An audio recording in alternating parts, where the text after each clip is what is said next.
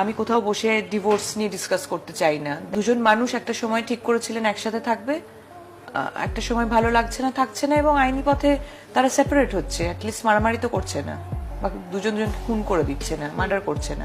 It's better. So আমি আমার কাছে ডিভোর্স ব্যাপারটা খুব একটা বিশাল বড় ক্লিশে, বাবা ডিভোর্স হয়ে যাচ্ছে মানে।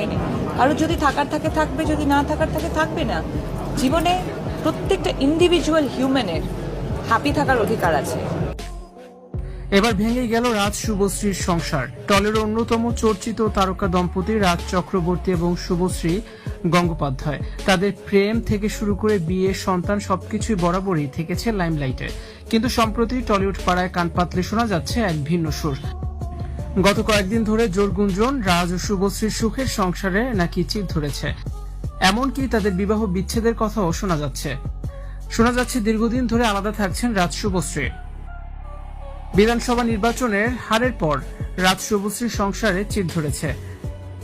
গেল 2 মাস ধরে রাজ এবং শুভশ্রী একসঙ্গে থাকছেন না। শুভশ্রী তার সন্তান ইউভান এবং ছোট মেয়ে ইয়ালিনীকে নিয়ে আলাদা থাকছেন বলে ঘনিষ্ঠ মহল সূত্রের খবর। বিধানসভা নির্বাচনে রাজ চক্রবর্তীর ভরাডুবি এবং পরবর্তী সময়ে রাজনৈতিক ময়দানে বিভিন্ন প্রতিকূল পরিস্থিতির মুখোমুখি হওয়াকে এই দূরত্বের অন্যতম কারণ হিসেবে দেখা হচ্ছে। পরাজয়ের গ্লানি ও সামাজিক লাঞ্ছনার প্রভাব নাকি তাদের ব্যক্তিগত সম্পর্কেও এসে পড়েছে, যার ফলে তৈরি হয়েছে দুজনের এক গভীর মানসিক দূরত্ব। প্রথম দিকে ইয়ালিনীকে নিজের কাছে রাখলেও সম্প্রতি ইউভানকেও শুভশ্রী নিজের কাছে নিয়ে এসেছেন বলে জানা যাচ্ছে। এই ঘটনা তাদের আলাদা থাকার জল্পনাকে আরো জোরালো করে তুলেছে। সম্প্রতি ডিভোর্সের বিষয়ে শুভশ্রী বলেন, আমি ডিভোর্স নিয়ে ডিসকাস করতে চাই না।